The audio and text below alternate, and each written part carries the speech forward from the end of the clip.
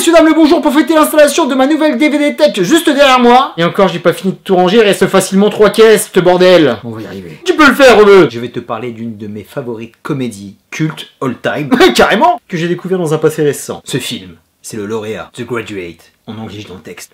Lauréat. Anecdote dont tout le monde s'en bat les reins, mais comme je suis un petit barbu vachement sympa, je vais te la raconter. Comme je te l'ai souvent dit dans mes vidéos, j'aime le cinéma d'antan. Jadis, old school. Je me rattrape des films dits cultes que je n'ai pas vus. Pour parfaire ma petite culture cinématographique. Si tu veux être crédible dans le game, il faut passionné. Et la plupart du temps, je fais ça dans les avions. Entre 2 siestes, un plateau repas bas de gamme, je vais en classe économique, je suis pas très riche, je tente de me faire 1 ou 2 films cultes pour parfaire ma culture cinématographique. Des films qui te rendent un peu plus crédible intellectuellement et presque fréquentable. Marjorie, as-tu vu Citizen Kane? Comment ça, Ken? Jamais le premier soir, sale bâtard! Je me prie pour une timpe ou quoi? Ok, on oublie. Après cette petite intro pleine d'entrain, revenons à notre lauréat. Je suis un amateur de toutes sortes de comédies, de la plus subtile à la plus potache, à la plus trash, et je te dis sans avoir honte, même des comédies d'ados. Et dès les premières minutes de ce Graduate, tu comprends facilement que c'est un film d'avant-garde, film des années 60, qui a inspiré plein d'œuvres du genre derrière. Cette fin des 60s, le film est une petite révolution, par sa proposition, sa tonalité, son acteur principal, et cette critique en filigrane de l'American Way of Life. America, qui transparaît à travers les personnages principaux. C'est un film très malin, fait avec une économie de gestes et de mots, on va y revenir, qui te balance énormément de sensations à travers l'écran. On est dans une œuvre quasi muette, avec de vrais gags visuels du personnage de Benjamin Braddock. Et même quand il y a du dialogue, c'est sympa, parce qu'il est plein de sarcasme, ça fuse dans tous les sens, ça pique bien comme il le faut, et c'est une œuvre totalement visuelle, car on exploite magnifiquement l'arrière-plan. Le personnage incarné par Dustin Hoffman est complètement dépassé par les événements de la fête organisée par ses parents pour l'obtention de son diplôme, dans le hall d'hôtel, dans la piscine, en face à face avec Mrs. Robinson. Lost. Et ce que j'aime beaucoup chez ce perso, c'est qu'il détonne complètement dans l'environnement dans lequel il évolue, où il tente bon gré mal gré de surnager. Un petit brin qui n'a pas le physique facile, au milieu de beau Californie. Grand, lisse. La performance d'expression faciale, voire corporelle, de notre Dustin est juste géniale. Un petit homme perdu dans un monde d'adultes qui ne lui convient pas. Et j'aime beaucoup cette critique du diplôme. Le mec vient de réussir son examen, mais il est encore plus paumé. On nous a toujours vendu un diplôme comme un objet de libération, mais ici on sent que c'est un objet d'enfermement. Passe ton bac, Rebeu. Tu auras le super boulot qui ira avec. Mon cul, oui. Et mes idéaux dans tout ça. Et ces différents vents contradictoires dans lesquels il tente de s'extirper le rend complètement attachant. En plus d'être drôle, en dessous de sa gueule, on se met complètement dans ses pompes et on a envie de lui prêter main forte au petit père. Et ce qui est très fort aussi, quand il va tomber sous le charme de Mrs. Robinson, magnifique cougar, toi-même tu sais, je suis en kiff, qui est l'ami de ses parents et l'ex-femme du patron de son père. Toi mon pote, tu as l'art de te mettre dans la merde. Et comme tu aimes ça, tu ne t'arrêtes pas en si bon chemin, tu vas tomber amoureux de sa fille, Hélène. Ce triangle amoureux tordu entre une mère et sa fille le fera évoluer, mais au lieu aussi de le libérer, va le mettre encore plus dans la mouise. Un véritable cauchemar mon pote. Car mon pote Benjamin, entre une véritable love story et un plan cul avec une femme expérimentée, il va falloir faire un choix. Moi je peux pas t'aider car entre les deux, mon cœur balance. Ou mon zizi. Je connais personne à qui c'est arrivé, mais je me mets à la place du cum. C'est pas facile. T'es avec ta nana en train de passer du bon temps, et tu lui dis doucement chérie, c'est pas comme ça que faisait ta mère.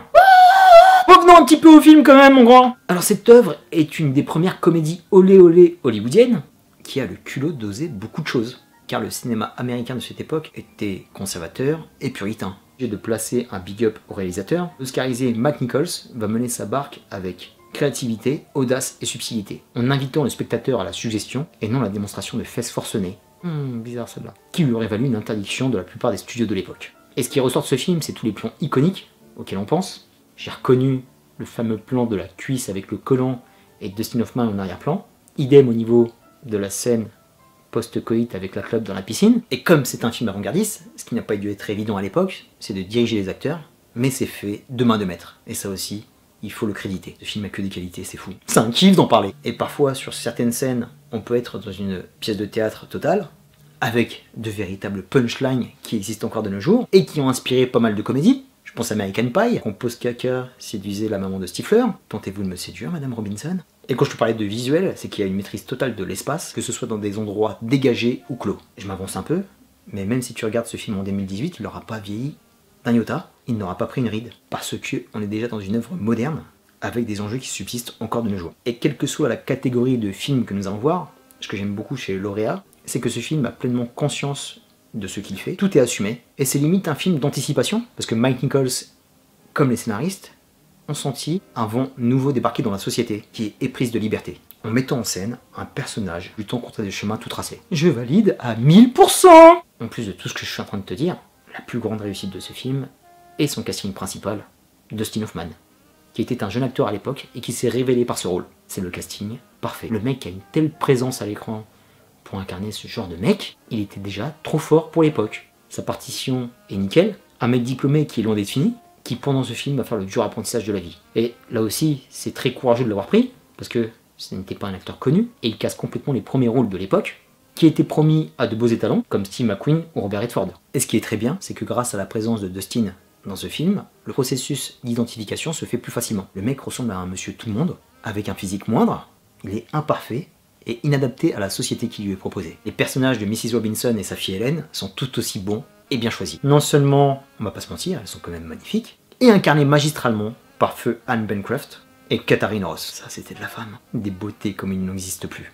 Ils ont dû se régaler à l'époque, les gars. Choix cornélien pour Benjamin Braddock de choisir entre une telle maman et sa fille, qui sont plus que charmantes. Et autre point du film, quasi révolutionnaire, la musique est composée exclusivement par Simon et Garfunkel themselves, des artistes légendaires. And here's to you, Mrs. Robinson. C'était énorme pour l'époque. Et c'est carrément des tubes générationnels. Avec Sound of Silence, pour la scène de l'aéroport, on est carrément dans les pensées de Benjamin.